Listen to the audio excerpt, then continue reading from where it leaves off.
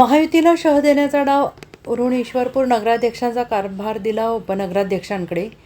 जिल्हाधिकारी मोईनाक घोष यांनी उरून ईश्वरपूरचे नगराध्यक्ष आनंदराव मलगुंडे यांना बेकायदेशीर बांधकामावरून अपात्र ठरवलेलं आहे. त्यामुळे मलगुंडे यांनी आपला पदभार उपनगराध्यक्ष खंडेराव जाधव यांच्याकडे दिला आहे. यावर महायुतीचे पराभूत उमेदवार विश्वनाथ डांगे पदभाराच्या प्रक्रियेवर कायदेशीर सल्ला घेण्याच्या तयारीत आहेत. त्यामुळे आगामी काळात सत्ताधारी राष्ट्रवादी शरदचंद्र पवार पक्ष आणि महायुतीमध्ये संघर्ष पेटण्याची शक्यता आहे. त्यामुळे महाराष्ट्र नगर परिषद आणि औद्योगिक नागरी अधिनियम 1965 यामधील कलम 57 जिल्हाधिकारी सांगली यांच्या न्यायालयाकडील आदेश क्रमांक NP कार्य 1/4/2026 दिनांक 17/10/7/2026 अन्वये महाराष्ट्र नगर परिषद औद्योगिक नागरी अधिनियम 1965 मधील कलम 44(1) तरतुदीनुसार उरून ईश्वरपूरचे नगराध्यक्ष आनंदराव मलगुंडे यांना अपात्र ठरवण्यात आले.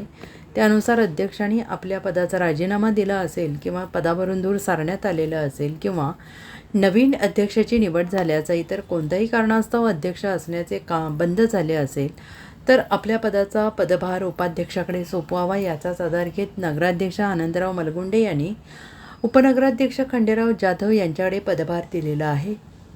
उपनगराध्यक्ष पदाचा पदभार दिल्यानंतर विरोधी पक्ष महायुतीमध्ये अस्वस्थता पसरलेली आहे. स्थानिक स्वराज्य संस्थेत निवडून आलेले पदाधिकारी अपात्र ठरले तर पराभूत विरोधी उमेदवाराला संधी दिली जाते आणि याचा दाखला देऊन महायुतीचे भाजपचे पराभूत उमेदवार विश्वनाथ डांगे यांनी नगराध्यक्ष पदभार प्रक्रियेसंदर्भात कायदेशीर सल्ला घेऊन न्यायालयीन लढा देण्याच्या तयारीला लागलेले आहेत.